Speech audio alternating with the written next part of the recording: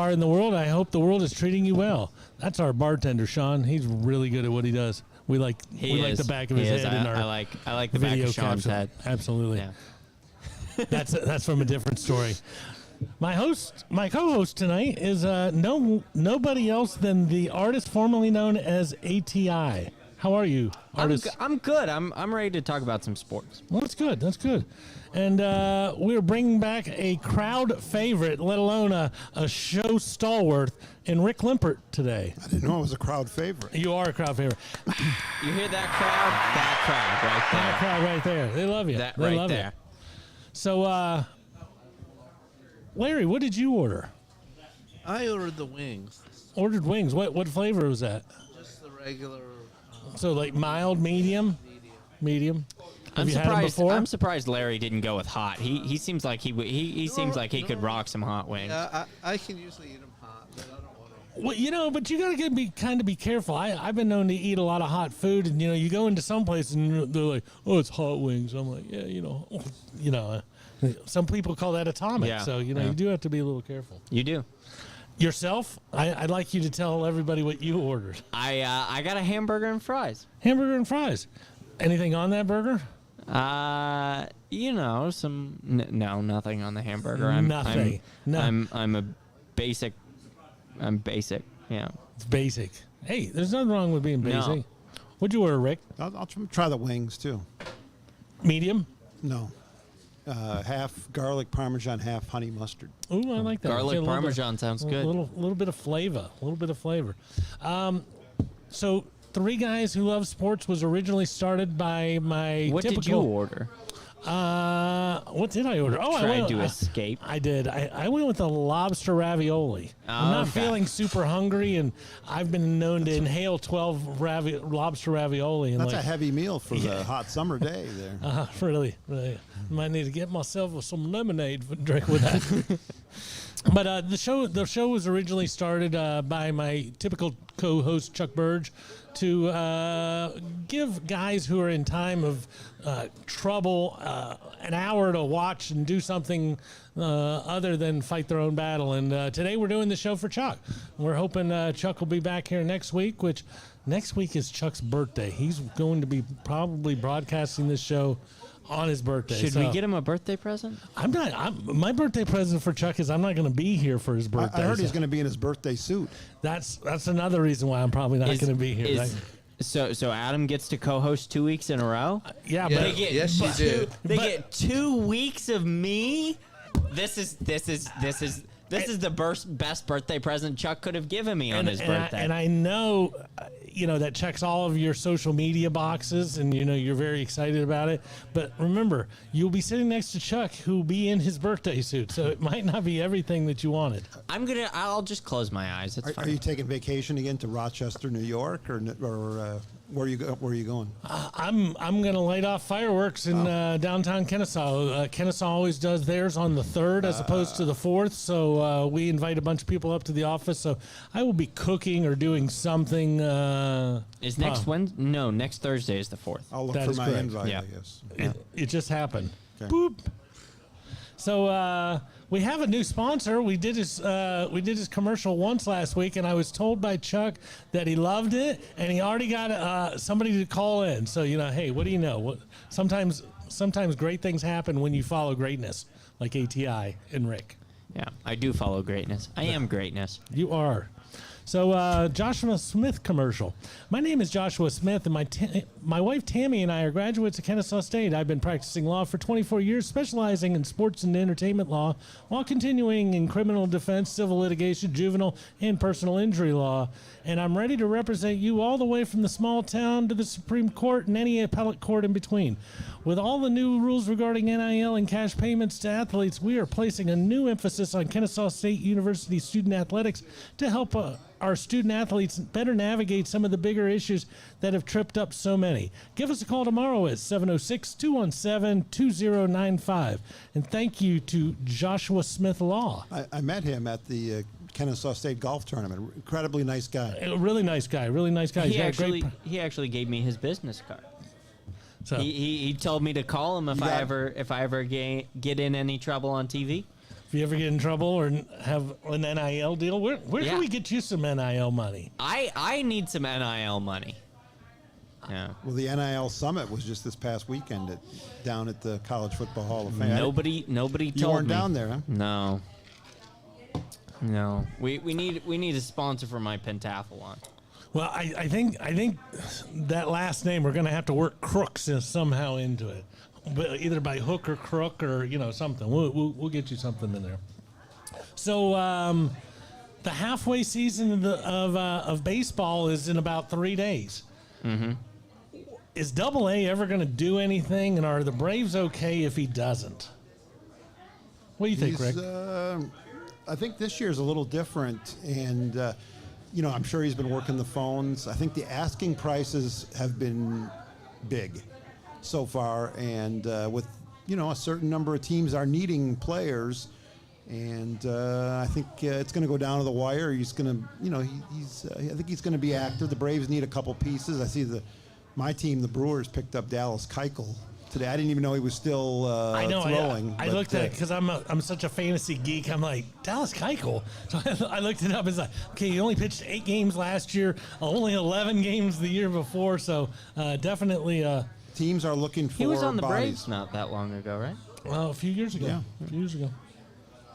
But yeah, I think there's definitely going to be a demand, and I think they're just waiting for the asking prices maybe to moderate a little bit. yeah, but usually those there might be one day where they bottom out, but then they start going right back up because that deadline starts approaching.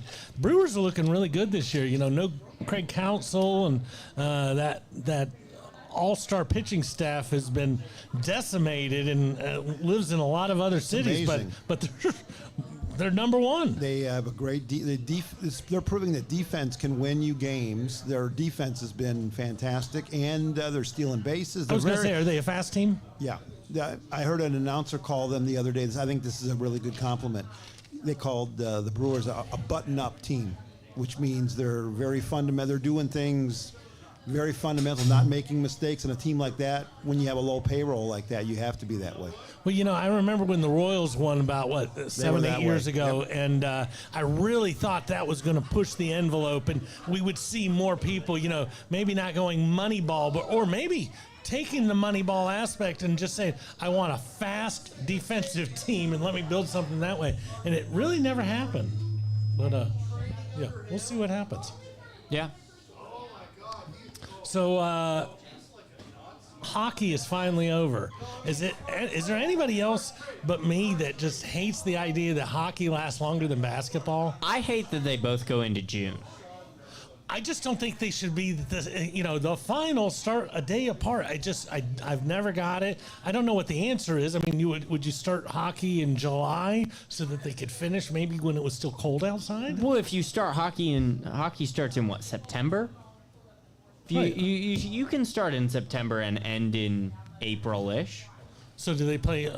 Do you take games off the schedule? They'll never do that. Do you make them It's play all more about money. games? It's all about money. And look at once the playoffs start, how many days off they get between games. Tons. It's about Yeah. maximizing the TV Tons. exposure, and that's not going to change anytime soon. It may get dragged out even more. Yeah. I hate it. The idea that those two sports go side by side, I realize they both play 82 game schedules, but outside that, one you could conceivably play in June, the other one you can't. And, I don't know. This year, the hockey was more exciting than the basketball. Yes. Yeah. From a finals perspective. The Oilers Absolutely. coming back from down 3-0. 3-0. 3-0 to 3-3. Nobody saw that one coming. And then you got what you thought you would get in Game 4, in Game 7, I guess. Yeah. Yeah. But, what are you going to do? What are you going to do?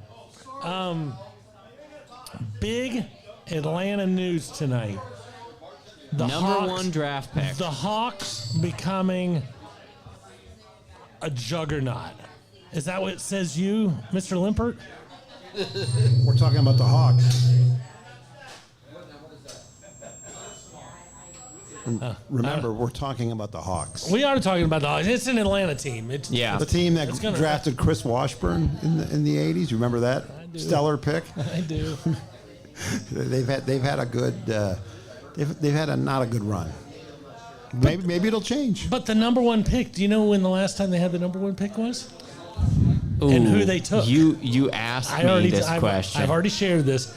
You should know because I don't your know. retention skills Pistol stink. Pete? No, it's much. It's not Matumbo.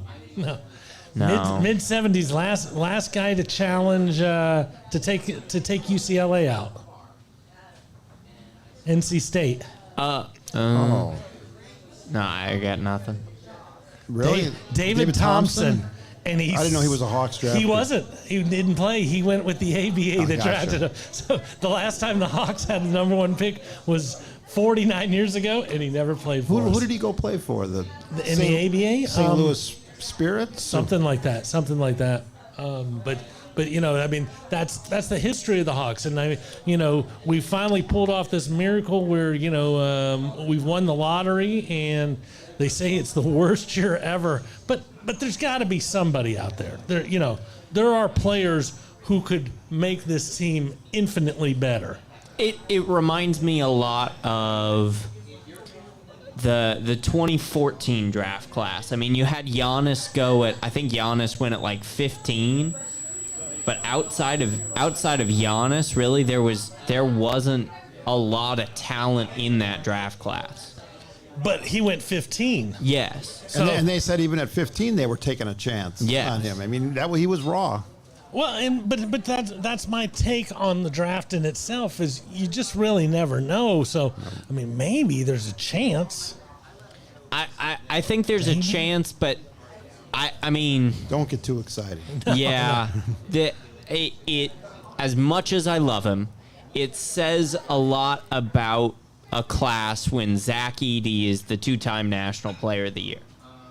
I love Zach Edey. I think he's the best Purdue player ever. But Better than Glenn Robinson? yes, He didn't watch the big Glenn dog Robinson like I did. didn't. Rick Mount? Glenn Robinson didn't take us to Final Four, and he didn't win 2 National Player of the Years. He was drafted number 1 overall, but it says a lot about Big a dog class. was good. It says about a lot of class. It says a lot about a class when that's the 2-time National Player of the Year. Normally, a class has a really good guard or a Zion or a Victor Wembanyama, and this class it doesn't have that. I mean, you've got Reed Shepherd is good. Stephon Castle is good. Donovan Clingan is good, but there's not really a standout player that I saw play this year. Where do you see your boy getting drafted? What number? I think probably somewhere in the 11 to 18 range. Yeah. CBS today has him as the 19th overall pick going to Toronto. Yeah, I can see that. going back home. Yeah, 7'4" is a hard thing to pass up, but in today's NBA where everybody is so fast and so fluid, It's about shooting. and it's all about knocking down three-pointers, I just don't know where he fits into a lot of different schemes because he's going to alienate the other part of your offense. You've got everybody who's working in one direction, then you take this brick and you put it out. I think with him, you have to look at it from a different perspective. He's a matchup problem Yeah. for some teams. You have to look at it like we're going to play our game, and you got to match up with him rather than where does he fit in. And then I think you might have something. No, you're absolutely right with that. He got a lot better He got defensively. better as the year went on, yes. Yes, he got a lot better defensively coming off screens. And if you watch the combine, I think he had the 3rd best 3-point percentage of anybody that shot at the combine. So he has the ability to shoot. Purdue just didn't need him to shoot, so he didn't shoot. But he was a matchup problem in college, and he's going to Yes. be a matchup problem possibly if he. And it comes down to footwork. Yes, I it think. does. So, It does. but still matching up with a 7'4" guy with long arms who has some skills and some moves. And it really depends on what team he goes to, and if he Absolutely. gets the right coach who's smart enough to utilize him the way you're Absolutely. talking about. Yeah. Yeah, I don't know. I don't know if that's going to happen or not. It's they're talking about how many trades that could happen tonight, but I did a little research on overall number 1 picks, not.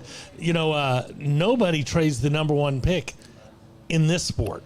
In other sports, man, it gets dropped off all the time. But they were talking about it last year. Somebody offered something for Wemby, and And there the was like, Spurs said no. well, but what would it take? 7 future number ones. You know, Yes. if the guy who you're trading is that good, then it's never going to be a very good number one pick. And is 7-10 number 10 picks worth the same? Who picks in the 15, 16, 17 spots? The Celtics, Miami, Philadelphia, the Lakers, the Magic The pick Lakers. at 18. I can't see him fitting in with any of those teams. The Raptors picking. I could see him fitting in with Philadelphia. Him and Embiid. I think that could work. He'd be backing up Embiid. Is that? Or would you? Or Embiid's he's injured quite a bit anyways. So. Yes. Embiid plays a lot in the post. Embiid can shoot.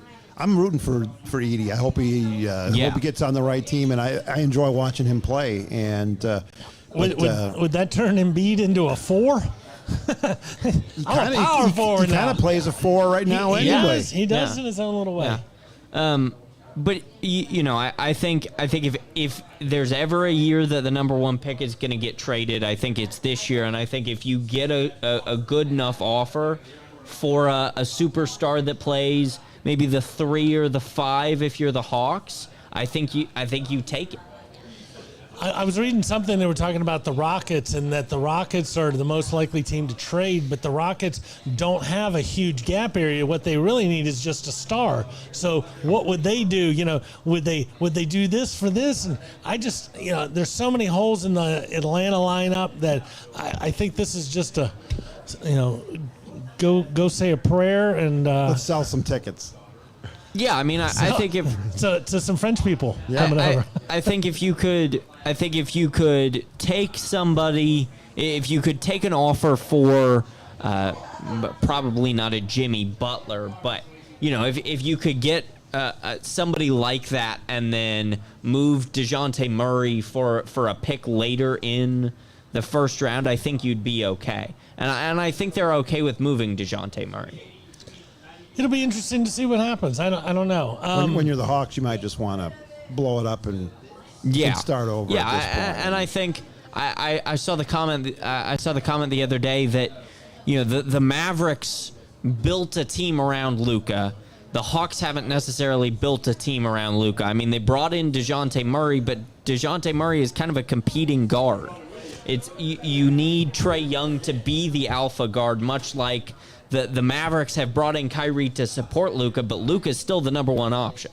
Correct, and I've told a few people who give me grief about the Hawks for that same reason. And I'm like, we wouldn't have added players and circled him with talent. They went out and they got Porzingis. It didn't work out.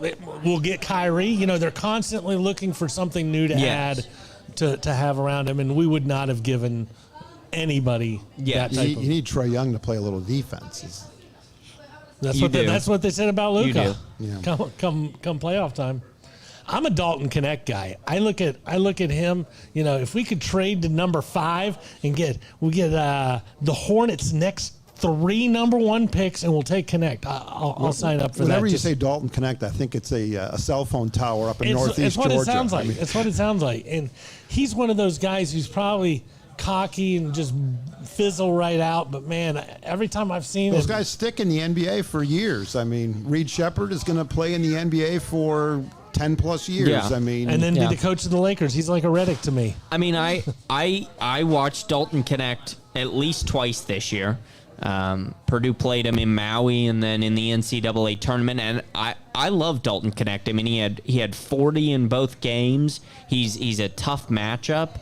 I compared him a lot to Kevin Durant in terms of skill set. Maybe not. He may not have the star potential that Kevin Durant does or did, but in terms of skill set, I feel like he's very Kevin Durant-esque. I look at this and I get confused by Wembley last year. The 2 top guys this year are both French. Why don't we know more about these players? I think the time is coming to where the same way we used to watch LeBron in high school, you're going to be watching the French junior team on ESPN on a semi-regular basis, because it seems like most of the top I don't want to say players because they're really not the top players. Prospects. They're the top player prospects. We don't know anything about them. No, Nothing. I mean, How much did you know about Giannis when he came? I mean, he kind Which of is why he was Yeah. 15th. that draft pick kind of changed the NBA a little bit, and so I think the teams do know more about these players than they're letting on. They don't want to tip their hand at what's going on with their. But the European players have developed and have had results. So you can't ignore them. No, you're definitely right. And I get nervous. It says Alex Sarr is the number 1 pick for the Hawks, and the Hawks go, yeah, that sounds good. And then I feel like they open the paper today and they're like, yeah, Zachary Reisesher, yeah, he's the number 1 pick. It's like they're going with whoever is throwing an opinion out there. I don't know how much we know. I Just think hopeful. Alex Sarr has a brother who is in the NBA, if I remember right. Wembanyama's name had been thrown out there for a while. I kind of knew who Wembanyama was and what he did, and I had seen some highlights. But with this class, I don't know that I've really, other than maybe like Reed Shepherd and Stephon Castle, I don't know that I've really heard or seen much of the top 2 guys. And I'm with you. I don't compare this to fake news and all of that other good stuff, but we have no idea. The only reason why you heard of Wemby is because ESPN started running specials on him at the end of January last year, and you saw a few things, and you're like, hey, I know this guy. But, if we'd have watched one on one of these guys, are they as good all of a sudden? They didn't do any specials on them. They're probably not that good. I don't know what any of these answers are, but We'll find out. We'll find out. Go Hawks. Let's do our second commercial, which we went way over, but it's okay because I don't think this next section is going to take us very long to talk about. Kennesaw Express Lube. There are a lot of places to get your oil changed in the Kennesaw area, but if you're looking for a personal experience, then stop in at Castro Kennesaw Express Lube or Lost Mountain Express Lube. We'll always do our best to get you in and out quickly, safely, and without a whole lot of fuss. We're a true owner-operator business where you'll find Brian under a car or hood at one of the shops. We offer experienced, knowledgeable technicians and the latest computer software to help you maintain your new car warranty and keep your pride and joy running for the next 100,000 miles. We proudly offer Castrol products. And thank you, Brian Bristow, for your continued support, although he is a very odd dude when it comes to eating. He was you follow him on Facebook, and he's got some of the weirdest stuff you've ever seen. Chuck might eat some of the stuff, bananas and mustard and Banana and mustard sandwiches. I don't know if that's a sandwich that Chuck has eaten, but it sounds like a sandwich he would eat. You're saying Chuck eats weird things? Is that He what does. you're saying? Yes. I didn't know that. Yeah, Mustard and jelly. Mustard and jelly sandwiches. That's his What? that's Yeah. his favorite go-to. And I said, no, that's what you eat when you were 11 and your parents didn't go to the store. And I said, and that's okay for an 11-year-old, but you're not 11 anymore. You need to up it a little bit. We all like things that remind us of our childhood. Well, to Chuck, that is a mustard and jelly sandwich. Yes. Hey, I'm having a bunch of people over. You want to come over? No, I do not. You're afraid he's gonna serve I will have those. already ate. So the best to ever wear a number. Today we venture to number 38. Rick, what did you have to say about 38? Is there a worse number to try to do this segment on? We'll get there. We'll get there, but you but, get to, but you you get know, to I'll say this. 47, No, 47. Tom Glavine. I mean, bam! Yeah. I can name you a whole bunch. There's 53, 53 is my favorite, and I'm not going to mention that again. 63. 63. I do not have anybody off the top of my Okay. head, but I can't Probably wait. an I can't wait offensive for lineman. Yeah, from the there's going to be Eagles. a Hall of Famer offensive lineman. Probably. Yeah, I'm sure there is. And just know that 53 is one of the ones I've been really waiting on. So that's a different story. But it does venture from sport to sport. But this particular one, we had Kwame Brown, best basketball player. Okay, What a new Kramer, bro. or Kramer Brown, whoever that might be. Eugene Daniel. He's an okay football player. Best all the time. Pavel Dimitra, hockey player, or Kurt Schilling. Now, we could skip all of the other stuff and just go straight to ATI to find out what the race car driver's name was. But I'm just going to go into the game with the bloody sock. I know Rick remembers that one well. History. It is history, and watching it, I never felt like this was Willis. This was a Willis Reed moment, or this was a. It was gutty. It was gutty, but there was so much talk during the game. Yeah, they had you question if it was really blood, or did is it getting worse? Is it getting better? It happened to be Red Sox and Yankees. What if it was the Royals versus the Texas Rangers? What Flip. And the guy's got a bloody sock. It wouldn't even got a Absolutely. second look. Yeah, Saberhagen, forget about it. Not paying attention. Mark Gubiza. Yeah, Mark Gubiza. Oh, man, I love that baseball card. I just, Schilling is clearly the class of this number. He's such an interesting human being. He kind of weighs on my nerves. He was higher in my book before he retired. Yeah.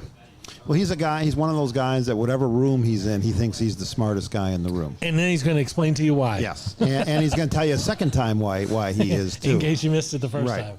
Yeah, but he had a great career. I think he did. Like you said, his actions maybe are holding him back from Hall of Fame induction. And you gotta realize your place in history and in baseball. And he let's just say he's a loose cannon. He doesn't know when to schmooze correctly, because had he schmoozed a few times over the last 5 to 10 years, he might have already got his bust in Cooperstown. But yeah, I'm going with this guy just because he was brutal. I watched him beat up on my Braves.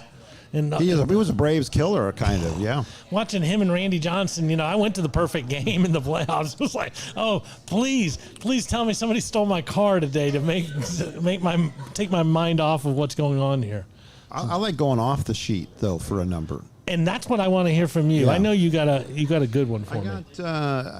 Watching college football in Wisconsin growing up, I really admired George Rogers at South Carolina, kind of the Herschel Walker era. Great college career, maybe not, maybe a little injured in the pros, never really materialized, but for a year or two in college football, he was fantastic. Was he not the number one pick when he went to the NBA or the NFL? I don't think he was a Heisman Trophy winner, I think. He definitely won the Heisman Trophy in 1980. Not a number one pick. But sometimes you're the great running back and you just go to a horrendous team. And he was a very skilled running back, very shifty. He was more like Walter Payton, I think, than Herschel Walker. No, you're probably right. He was... he looked like he should be an Earl Campbell, but he just didn't. He was shiftier. Yeah, he was shiftier. But very strong, a strong runner, and like I said, he had a couple of years where he put up numbers that are mind blowing. Yeah, I'm pulling up his thing right now.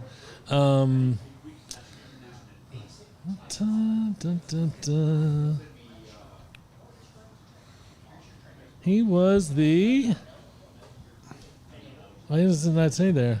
He was the first overall pick. Was he? Okay. Yeah, he was numero uno to the Aints. Yeah, to the Saints. But once again, the Saints, had he gone to a different team at that point, had he become a Brown, Brian Sipe might have, wouldn't have had Ernest Binder fumbling the ball. Who knows what happens to his career? Or a Dolphin, maybe. I mean, with the way they were, they ran with Shula and you said, I think the lesson today is it's so important what team you get drafted by or end up on. I mean, that determines careers. Absolutely. Because after watching that documentary on the Tuck rule, I am a firm believer that awesome Tom Brady, if that play is called correctly, nobody might even know his name because he never plays again. Because Belichick wasn't going to play a guy who fumbled like that. So what you got? My race car driver of the week. This one, he's not necessarily the number 38's really hard, if I'm honest. Oh, I wonder who he's got. I'm gonna go with Todd Gilliland. Can you pronounce that last name? You didn't sound very confident. Does he have a brother named David? No, that's his dad. His dad is David Gilliland. I'm going with Todd because he's my best friend's favorite race car driver, and there's not really a great number 38 here. I could go with Elliott Sadler. Elliott Sadler has 2 wins, but there's not, other than that, there's not a number 38. Chuck did text me and tell me that he was okay with whatever race car driver I picked this week. So Chuck and I are going to go with Todd Gilliland. I got a question. Yes. You've thrown Todd way under the bus with there's not any 38s, let alone any drivers, but this is my best friend's favorite driver. What kind of a best friend do you have whose only favorite driver is the horrible number 38 guy? That doesn't make much sense. He likes the smaller teams. There used to be a guy from Georgia named David Reagan who raced for this specific team, and so my best friend has cheered for this team ever since. And so I have to side with my best friend on this one. Is this the best friend who says you were a great quarterback in middle school? Yes. Okay, yeah. This is paybacks. That's all this is. No, I'm serious. This is He the was best. too when he said you were the man. Never has there been a signal caller like this guy. Fleet of foot, throwing off the wrong foot. Man, he's got it all. Hey, I was a pretty good quarterback. So I'm kind of surprised. We had a horrible 38, and we still came up with 3 different numbers. So that's a good thing. Our crack research staff helped us out there. Yeah, Yeah. I think Larry the researcher. Larry would have gone with Pavel Dimitra, but he's an NHL guy. He didn't like that conversation earlier. Yeah, Larry's a big hockey guy. Liechtenstein Larry, he knows it all. So, hey, let's move right along. If we can get the brain train ready, we'll start moving into everybody's favorite segment. Hey, it's Melissa at Brain Train Centers, the fastest growing neurofeedback provider in the world, and I have some pretty important questions for you. Do you or someone you know struggle with focus and attention, sleep, memory, or other mood issues? Or maybe you just want to achieve more in high-pressure situations?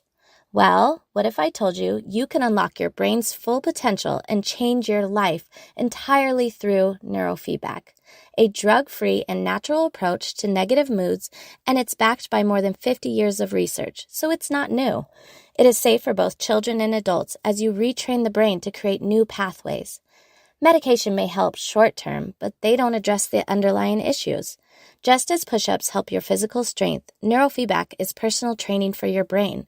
With over 20 offices nationwide, don't hesitate to reach out to Brain Train Centers, as we will provide you with the highest level of compassionate care and help you achieve the mental clarity, performance, and calm you deserve. Your journey to a better quality of life starts with a brain map. Now you can retrain your brain and reset your life. So just call or text 470-291-2778 or visit braintraincentersinc.com. Yeah, there's nothing like watching that. Thank you to Melissa and Meg and Brain Train for your continued support of Three Guys Who Love Sports and the Al Show. 58 days till college football. Anybody excited at this table? Well, there's 19 days till the college football game drops, so I will be playing the game in 19 in the days. game. Yeah, it is in the game. I will be playing the game in 19 days. I will win 5 straight national championships with the Kennesaw State Owls. I don't doubt that. That's the Yeah. way I used to play the game. Yeah. So my first question for you, how difficult is it going to be for the Big 12 and the ACC to prove that there's more than just the SEC and the Big 10 this year? Because is there a chance either one of those leagues get 2 teams in? Maybe.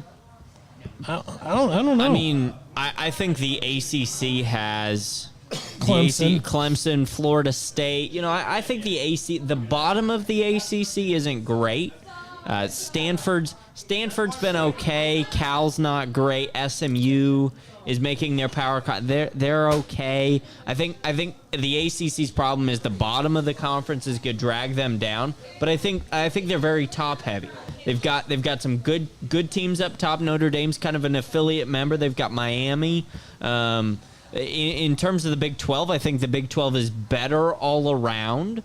They don't have they don't have the I don't want to call Cal a bottom feeder team. They are. But you should. UCF has been good recently. I understand, Cincinnati has been good recently. But the people who are watching this from the SEC and the Big Ten are laughing at everything you say because you've mentioned UCF and SMU, but not like those other bottom feeders. And they're thinking if you're hanging your hat on SMU and UCF, then you're in big trouble already. I'm saying SMU is a bottom feeder team. I think UCF finished mid pack in the Big 12 last year. I think.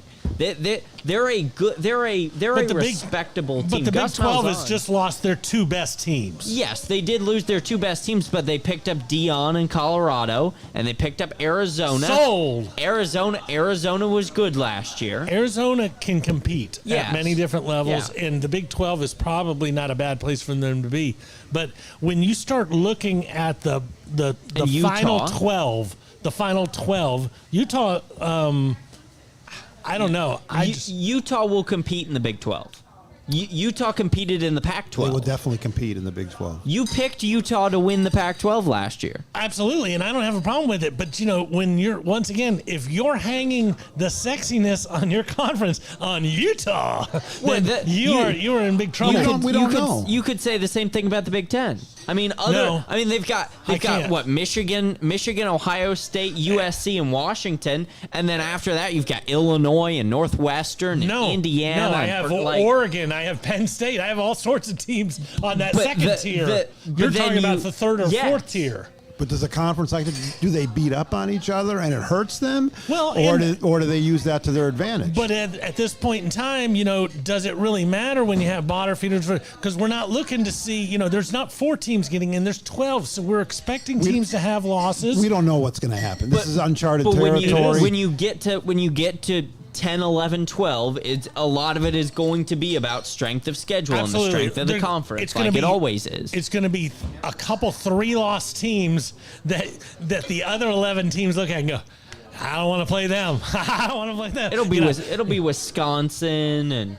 Yeah, it's gonna be somebody like an LSU who Georgia beat by 30, Texas beat by 25, and they're gonna come in as a number 11 or a number 12, and everybody's gonna go, and then the folks in Manhattan, Kansas, are going to be crying. And we deserve so much better. We beat Dion and Arizona, right, and SMU. The same arguments we've had before 12 teams, they're going to be the same arguments again. But prepare yourself. Is it an easier and better argument when we're telling you, sorry, you weren't the 4th best team, you were the 5th best team, and by saying, sorry, you're the 13th best team, you better try a lot harder to become the 11th best team. What this allows for,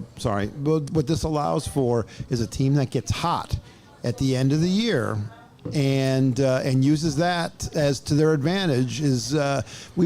The playoff system until now, it didn't matter who got hot at the end of the year. Correct, because we were eliminating. They got 2 losses. Forget about it. And does this change a team that maybe has 8 good pro prospects that would be sitting out at the end of the year?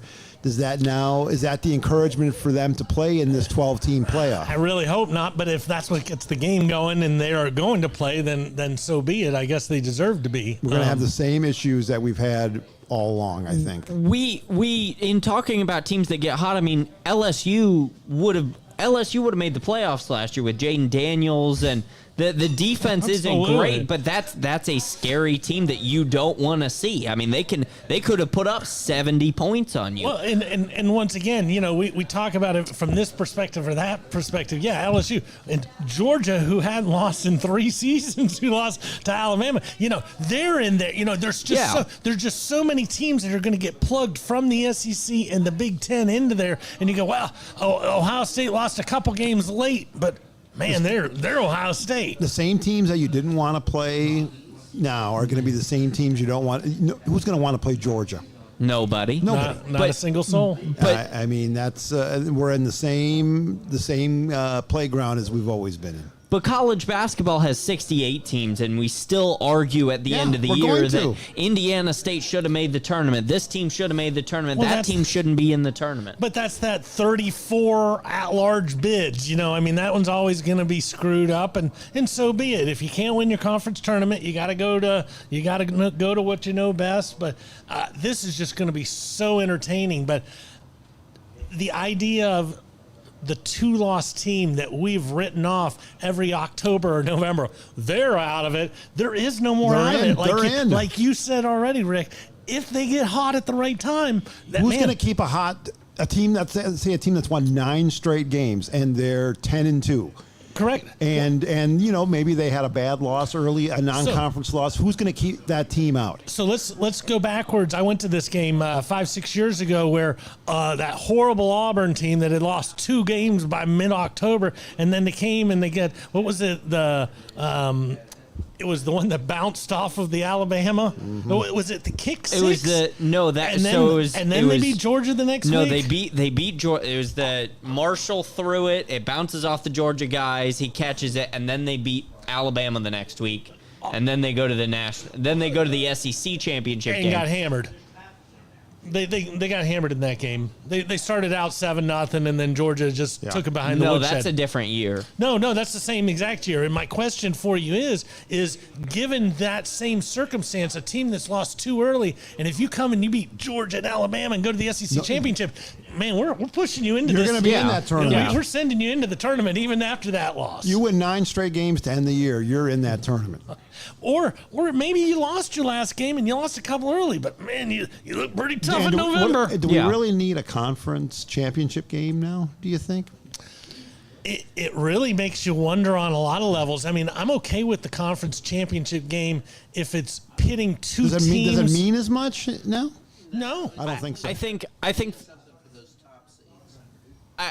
I agree with that, but I think the problem is the Big 12 the Big 12, the Big 10 has what 18 teams. Like you could get 3 teams tied at Those three not- teams, not- those three you know, teams will be in. 8-1, 9-0, Correct. 8-1, 8-1, Even if they're 8-1. not in that conference championship, yeah, they're but- still in. And do you think that coach is going to be going, "Whew, I'm glad we don't have to play in that conference championship. It gives us an extra week to get ready for do you want this." to play in the conference championship game? If it could possibly get you a bye, like you I said, think this cheapens the conference championship game. I think it could. I think what could end up happening, and we're always talking about players. We want to see players in bowl games. We don't want to see so many do this and that. Is there ever an opportunity to where number 1 Michigan is playing number 2 Ohio State? Both of them are undefeated. It's the last regular season game of the year, and he sits down before the game and he looks at it. He says, "Man, even if we lose this game by 30, there's no way you're kicking me out of the top 4 teams. I'm gonna rest my linebacker and my running back for a huge rivalry game just so that they're ready in December see it. I can instead see of pushing it hard at the end of November." I could see a whole bunch of weird things happening. Weird stuff. Maybe a coach that says, "I don't want that bye. I want to play," because the first round games are on campus sites. Oh, absolutely. I want another home game to beat up I on. want to rally my own home troops. Absolutely. I think the difference is I think Michigan Ohio State is a bad example because I think those teams just hate the each other. Ohio State fans will fire Ryan Day if he doesn't beat Michigan soon. They will. I think if you get Ohio State Iowa, like the second to last game of the year, Ohio State playing at home against Iowa, I think they might sit people, but they're not going to sit people for the Ohio State Michigan game. So let me ask you this question: Can DeBeer handle Tuscaloosa? Why not? Because nobody can. He hasn't played a game yet. Correct, but I mean nobody is ever prepared for Tuscaloosa. No. And here's a guy from Washington. He's a smart guy. That's good. But he's he's so the far- smartest person I know because he took that job already. Well, so far he's said all the right things. I think He that has. bodes well. I mean, he's got a loaded team, so maybe not quite as strong as a Saban team, Correct. but he's got a whole new world of a bigger new conference teams. It's if there was going to be a change, and obviously Saban didn't want to deal with all this stuff. No, Yeah. he did not. And- Yeah. But when you look at something like this, is Alabama? What's the second scenario or the second place team that's like Alabama football, where you look at it and you go, you don't want this, you don't understand this.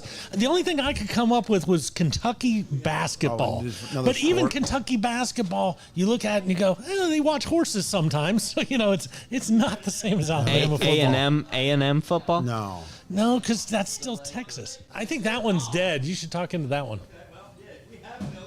Yeah, I think A&M football is like a cult.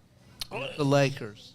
The Lakers, the Yankees. But that's just in a small pocket in Los Angeles. correct, kinda. and you're paying for it at that point. This is a college the campus. Cowboys. But it's the expectations at the Lakers and at Alabama. They Absolutely. expect you to come in and win Well, immediately. and The he's right on Lakers- that. If it's the Lakers head coach, The then Cowboys. it's definitely the Cowboys head coach. The Lakers haven't had a coach last more than 3 years since 1994.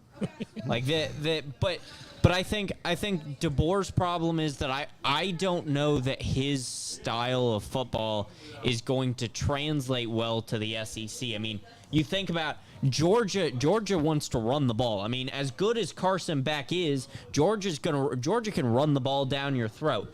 Washington is an air raid team, or was an air raid team. They want to throw the ball 40 times a game, but they didn't have a great run defense, which is how Michigan beat them. Blake Corum just ran the ball right down their throat. I think that's going to be DeBoer's problem. Is I don't know that his defense translates well enough to the SEC. I think it'd translate better to the Big 12, where they can put up 70 points a game. Do coaches listen to radio shows and everything No. else? So because I that's wouldn't. where he's I in wouldn't. trouble. Because if he ever pops on the radio and starts listening to his stable full of fans, and they're like, man, I think he's got shiver brains. I ain't never seen that. And they are not going to hold him in very high esteem, and it's going to have to take, when he does lose a game to Florida, and Florida is not predicted to do well, that it's going to be a catastrophe on Yeah. the. Was that on your the left. impersonation of an Alabama It was. I thought I was on caller the into a talk radio show? run the ball right down the middle. Paul Feinbaum show. Let me tell you something, Paul. Is that an Alabama fan or an Auburn fan? As an Alabama fan, No, but Roll, you sometimes forgot to say Roll Tide, though. Yeah. Roll Tide! Run the ball right down the middle. Roll Tide! I don't know. It's scary to see, but I can't wait to watch. Let's do our last one, and then we'll get into a few minutes of pro football talk. Tired of going to the same old places for the same old thing? American Access has your solution. Whether you're looking for something new to do before or after the game, bachelor or bachelorette party, or somewhere new to take those out-of-town guests, American Access and their 3 Atlanta locations in Marietta, Tucker, and now in downtown at the Works are waiting for you. Each and every location is conveniently and not coincidentally located next to a brewery. Look us up at American Access or give us a call at 678-763-3635 to schedule your next adventure. And thank you to Dan Fisher again for your continued support of our 2 wonderful podcasts. Uh-oh. Adam's got an axe. I've got the axe. That's trouble. So, pro football, what excites you the most? What are you looking most forward to this Just year? to get back playing. I mean, there's nothing better on a Sunday afternoon and sitting down. You can sit down for 3 hours and watch a game. Six 6 hours, hours, 9 hours? 7.5 hours. 9.5 hours. Yeah, I can. If you watch Sunday Night Football, it's absolutely, 9.5 hours. and you hit the highlights show in between the 4 and 5. Or you So flip you on, can- flip you on the can red catch zone up. and see all the scores. You can catch up on all the games you didn't get to see because they're all blacked out in your area and you don't have YouTube TV. What do you think about some of these new coaching staffs with the Pats, the Bolts, the Falcons? There's nothing for Herbert to throw to right now in San Diego. Harbaugh's in charge of the pantry, and he wants to run the ball and he wants to be tough, which is typically his They're thing. going to anyway. play some low-scoring games They and will. have a chance to win. That's his for this first year. I think that's his goal. And is there any chance that the Pats are decent in the next 5 years? No, probably not. I mean, I like Gerard Mayo. They got the quarterback from UNC, Drake May. I don't like Drake May. I think he's very Mitch Trubisky like. Same school. Yeah. That's an easy comparison to make. Yeah, That's for sure. Yeah. I don't think the Pats will be good. I think the Falcons could be okay. I mean, you got Kirk Cousins. You brought in some receivers. You still have good skill position players. You still got Kyle Pitts and Bijan Robinson. I think the defense needed to get a little bit better, and I'm surprised they didn't go that direction. But We I think decided that. to prioritize on our backup quarterback. Yes, I think the Falcons are We're set loading up. up on quarterback. Yeah, I think the Falcons are set up well for the future. Obviously, they lost a 5th-round draft pick, which sucks. But But if you're a Falcons fan, realistically, when you go through the Steelers of the 70s and you see they got Jack Lamb in the 5th round, they did this. We're not one of those teams, so we No. were never going to probably make that pick that great. But, looking at New England's wide receiving core, their number one wide receiver is Kendrick Bourne, who is still rehabbing from catastrophic knee surgery. I don't know how they could possibly succeed. you need to take the running back from New England in the fantasy Stevenson? draft. I don't. I don't like him either. He's who's that Ole Miss run guy? him into the ground. Yeah. They're just they're gonna have to just hand the ball off to him constantly. I mean, I don't know where Drake May's gonna go with the ball other than Kendrick Bourne. Listen, I love Kendrick Bourne. I joked about drafting Kendrick Bourne in the fantasy draft, and It was a joke. and I definitely should have drafted Kendrick Bourne. But, I haven't been on board with a lot of the decisions the Bears have made, but Aaron Jones being their running back for Chicago now, I think He's on the Vikings. Oh no, that's right. I'm sorry. That's where I was starting to try to go before I changed my mind halfway through. the Vikings. I'll go back to the Bears. The Bears, I'm not in love with Keenan Allen or DJ Moore, but I think Odunze makes them a much better. He's going to open the game up a little bit, so possibly they could. So maybe Caleb has a little love, and in Minnesota. I don't like JJ. No. I don't think there's a lot to like, but man, does he got a great supporting cast around him to where at the end of this first year you look at it and go, well, look at how good he did. He's got to be able to get the ball to him, though, and their line has been suspect for a couple of years. And for Caleb Williams, it's about keeping him healthy. The Bears' line has been decimated a couple of years. So with these new quarterbacks, I think the line is just as important as your skill set receivers. I think we have to temper expectations a little bit with these guys because there's going to be growing pains at the quarterback position. But I think if these guys if the Bears and the Vikings had a veteran quarterback, a Kirk Cousins or who, I think they could be playoff teams. I mean, Justin Jefferson, Aaron Jones on Minnesota, and then you got the receiving core of Odunze and DJ Moore and Keenan. Is it Keenan Allen? The NFC North just got good. Yes, the Bears have a fantastic receiving core. Caleb Williams just has to put it together, and so does JJ McCarthy. Is there how do you guys like the Jets? Everybody was all about the Jets last year. Well, we watched the first 5 plays of the season, and we've been talking about it for 8 months since then. But going into this year, knowing that it's his final year under contract, are you excited about him? No, People are tired of him, I think. I've been tired of Rodgers for a long time. Yeah. But Are his teammates tired of him, though? I was looking. It could be. I was looking at something here. Fantasy stuff. They got Breece Hall being the number 2 running back in all of fantasy football. He's important for them, absolutely. He's huge for him because you don't want the pressure to be on your 40-year-old quarterback. Yeah. But man, that seems kind of high for. Keeping Rodgers healthy, I think, is going to be tough. Yes, it is. I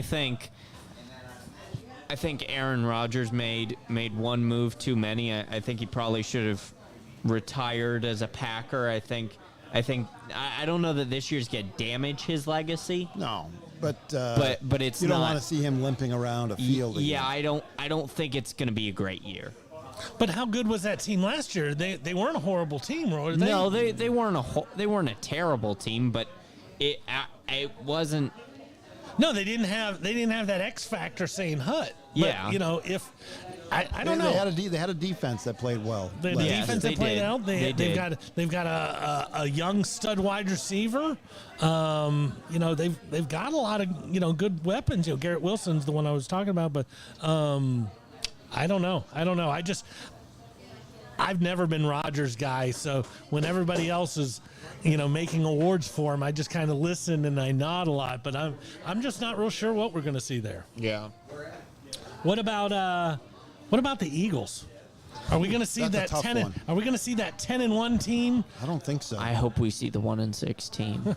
I pray that we see the 1-6 team. Do you remember who they won that 10th game against? It was the overtime win against the Bills. They scored 17 in the final 7 minutes. And man, I mean, we were etching trophies on this very show the next day. Yeah. You were? Clearly, absolutely, yeah. I mean, Chuck was ready to mail Crown him the Eagles. Yeah, just send him the dang trophy. Yeah. What do you think of all the Then they lost the international division. games now? I think the international games are going to be interesting. I think one of the greatest games is going to be that first one in Brazil. Absolutely. Everybody's going to be wearing green. So does anybody understand the sport? No, but do the Brazilians care? No.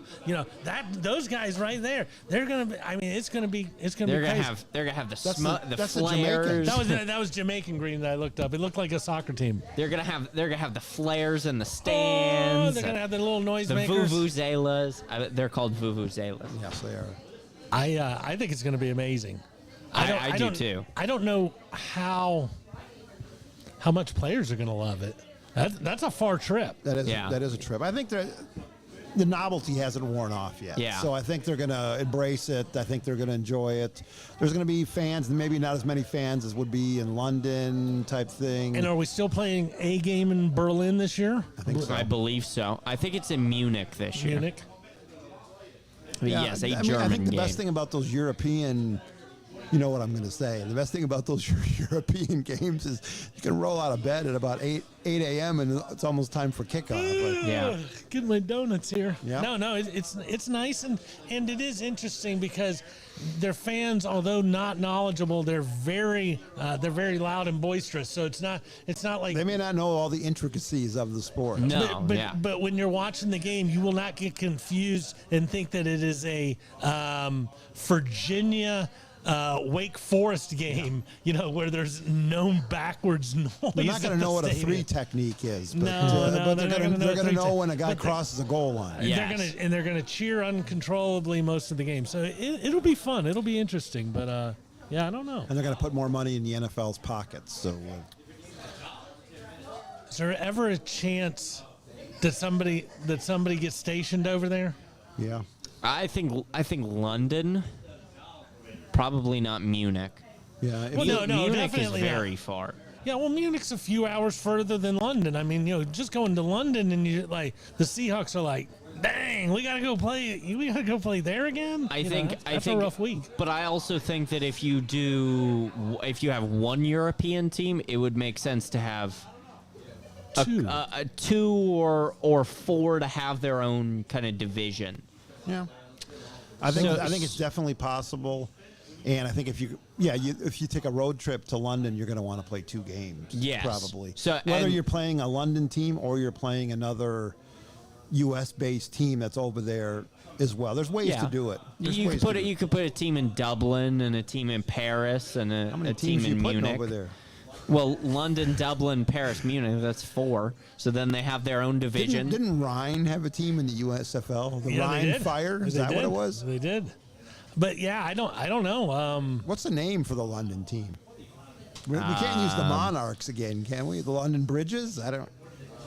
I like the London Monarchs. Like the bridges, and then all the opposing teams would be London Bridges falling Exactly. down. They don't know that song over there. That's crazy. So more excited about college or pro? College. I'm a pro guy, but I embrace the college. I like the college game as well. College for me is a warm up on Saturday for the Sunday pro games. Pro's always different for me, just because we think we know all of the players that are involved. I did a fantasy base college football one time, and we only did it 1 year, and there was a free That's too agent. hard to do. We did it, and there was only 3 conferences, so it was SEC, ACC, and Big Ten.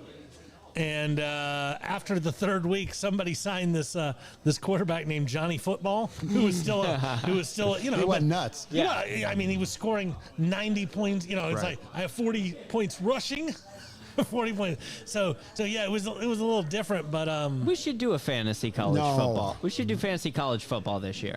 That would be. We should do fantasy Division II college football. no. game. I got the Fantasy quarterback from division. Lehigh. How about your favorite Falcon player or coach of all time? I hate the Falcons, so I don't have an answer.